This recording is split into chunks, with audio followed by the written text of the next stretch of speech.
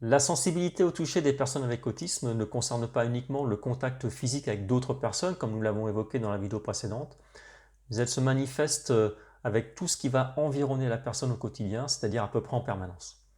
Alors c'est de cela dont nous allons parler aujourd'hui, et nous allons l'évoquer à travers, par exemple, le contact avec les objets.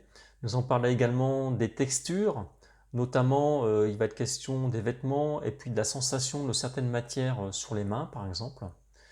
Nous allons aussi évoquer le fait que certaines personnes avec autisme puissent ressentir le besoin de ressentir une enveloppe physique autour d'elles de façon à se sentir mieux ou s'apaiser dans un certain nombre de circonstances. Et puis à la fin, j'évoquerai avec vous un sujet, une question qui me taraude un petit peu et sur lesquelles j'aimerais avoir votre vécu, vos avis, qui est la sensation du froid et du chaud en bouche. Bonjour, je m'appelle Fabrice, je suis moi-même avec autisme et je vous souhaite la bienvenue dans cette nouvelle vidéo. Si vous avez des suggestions ou des questions à me soumettre, n'hésitez pas à le faire directement en commentaire sous la vidéo, ce qui permettra à tout le monde de profiter de nos échanges.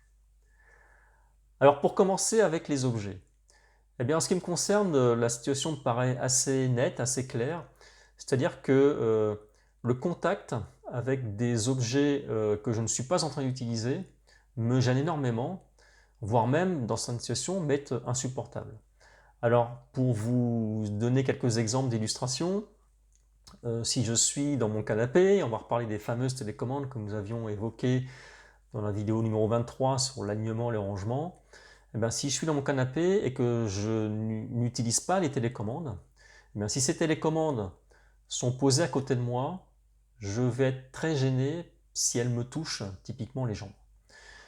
Ça va être pareil pour les coussins. Les coussins, je vais les utiliser pour me caler le dos ou la tête, par exemple, mais si je ne les utilise pas et qu'ils sont posés à côté de moi, eh bien, le fait qu'ils me touchent les jambes, les bras ou les épaules, par exemple, va procurer chez moi une forte gêne.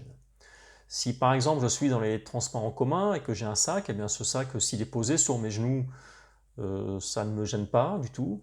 Par contre, s'il y a une place à côté de moi et que ce sac, je le dépose sur cette place, eh bien le fait qu'il me touche le coude, le bras ou les jambes une nouvelle fois, va pouvoir provoquer une gêne assez importante. Quand je dis gêne, c'est vraiment que cette sensation de me toucher va devenir omniprésente et va vraiment me déconcentrer et potentiellement m'empêcher de faire quoi que ce soit d'autre. Alors, ça va même un peu plus loin que ça, même beaucoup plus loin que ça, puisque pour que cette sensation de gêne apparaisse et pour que ça m'empêche de me concentrer sur autre chose, l'objet en question n'a même pas besoin de me toucher. C'est-à-dire que s'il est posé à côté de moi, mais qu'il est trop près, eh bien, cette sensation apparaît également. C'est un petit peu comme si mon corps, entre guillemets, sensoriel était plus grand que mon corps physique et qu'il y avait une espèce de sensation de contact virtuel qui s'établissait, qui est aussi gênante que le contact physique en lui-même, ou bien tout simplement la perspective d'un possible toucher, si je bouge par exemple, et bien ça suffit à créer chez moi cette sensation de gêne. Alors pour reprendre des exemples d'illustration, si je suis toujours dans ce canapé avec mes télécommandes, les télécommandes, soit je suis en train de les utiliser, elles sont dans mes mains, soit si je les pose à côté de moi, je ne vais pas les poser à 5, à 10 ou à 15 ou à 20 cm, mais je vais les poser à 50 cm ou 1 mètre. Et si elles sont trop près, je vais les repousser plus loin de façon à faire disparaître cette sensation de cette présence virtuelle, de ce toucher virtuel qui me gêne. Ça va être pareil pour les coussins, par exemple. Une autre situation où ça va se manifester, c'est quand on est à table. Eh bien, à table, il y a beaucoup d'objets sur la table. Eh bien, euh, cette quantité d'objets va vraiment pouvoir créer une sensation de gêne. Je vais avoir l'impression d'être gêné, même si ces objets sont éparpillés sur la table, éloignés de moi. Euh, Leur simple présence, je vais avoir l'impression de quasiment taper dedans ou ils vont me gêner en fait, alors que potentiellement ils sont quand même pas à mon contact direct. Et donc je vais avoir tendance typiquement à les éparpiller sur la table, à les éloigner suffisamment pour que cette sensation de gêne disparaisse.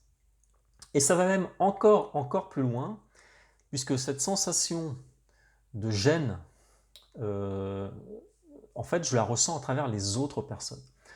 C'est-à-dire que si quelqu'un on revient dans ce canapé. Si quelqu'un est dans ce canapé, assis dans ce canapé, et que cette personne, elle a les coussins et les télécommandes autour d'elle qui touchent ses jambes, qui touchent ses bras, non seulement moi ça me surprend que cette personne ne ressente aucune gêne et qu'elle supporte cela, mais je ressens quasiment pour elle cette gêne qu'elle ne ressent pas, mais que moi je ressentirais si j'étais à sa place.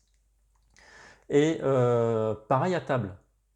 À table, quand on est plusieurs, alors souvent dans des endroits voilà, on est plusieurs à table, donc il y a moins d'espace, il y a tous ces objets au milieu, et bien si par exemple, je ne sais pas, il y a une plaquette de beurre, typiquement des exemples qui me viennent à la tête, une plaquette de beurre qui est juste à côté, par exemple, de l'assiette ou des couverts de ma fille, eh ben, je vais avoir instantanément cette sensation de gêne et je vais avoir tendance à repousser la plaquette de beurre. Ou bien je vais dire à la personne en question, écoute, pousse la plaquette de beurre, elle va te gêner, elle te gêne, et la personne va dire, mais non, pourquoi veux-tu que je la repousse, elle ne me gêne pas du tout, etc.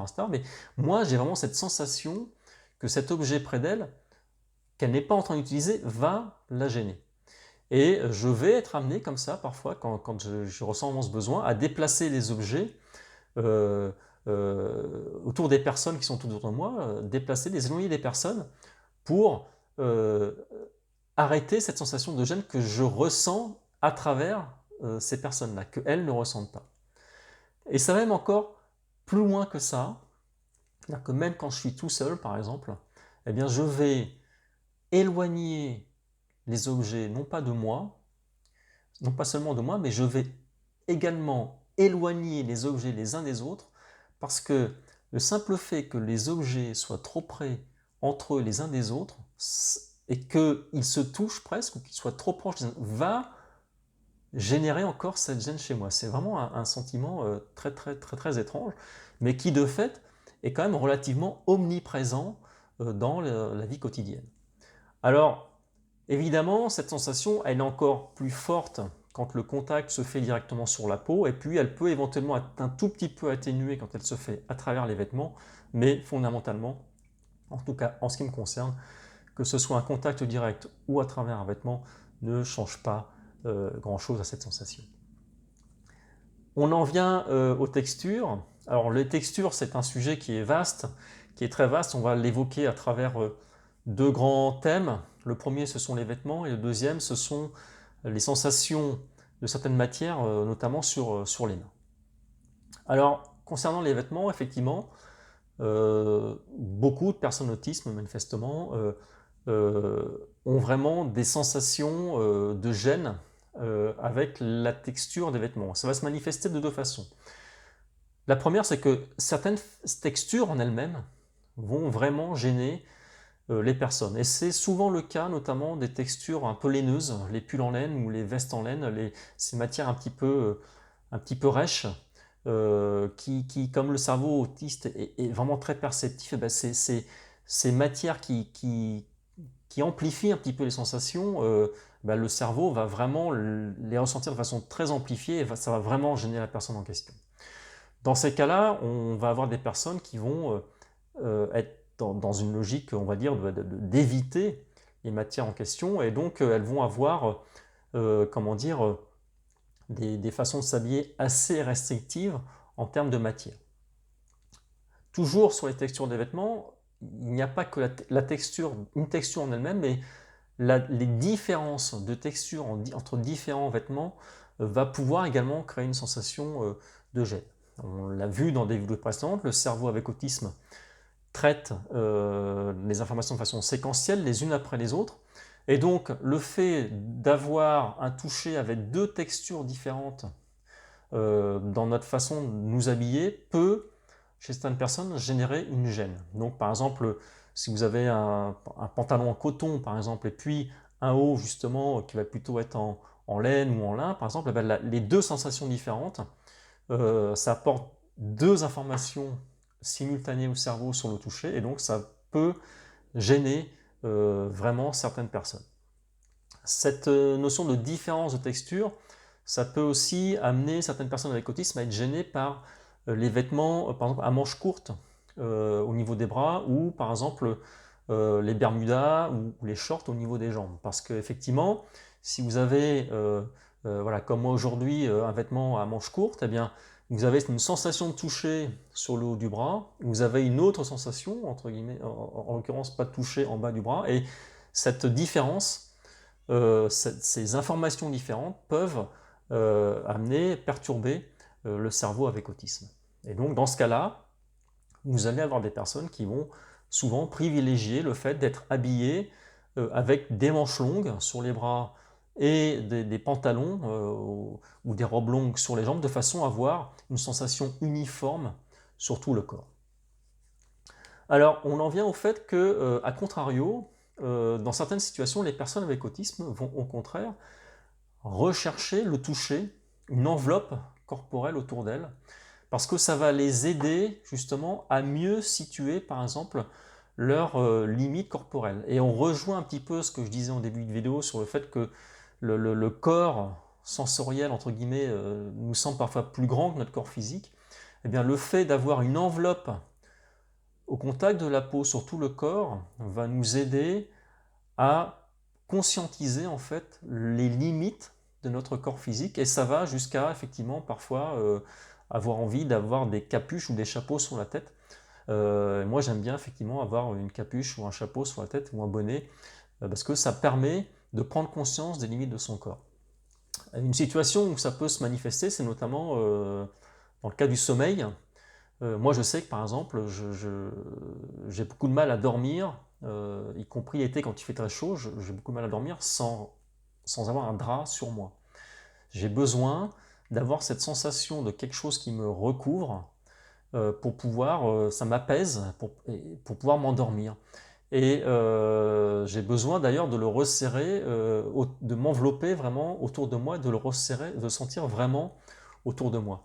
Et quand il fait un petit peu moins chaud, effectivement, j'aime bien remonter la couette parce que le poids de la couette euh, amplifie cette sensation de cette enveloppe autour de moi et donc me permet là à nouveau d'avoir une meilleure qualité de sommeil. Alors il y a aussi des personnes avec autisme qui vont encore plus loin dans cette voie-là, puisqu'elles utilisent des couvertures lestées pour amplifier encore cette sensation d'enveloppe sur elles.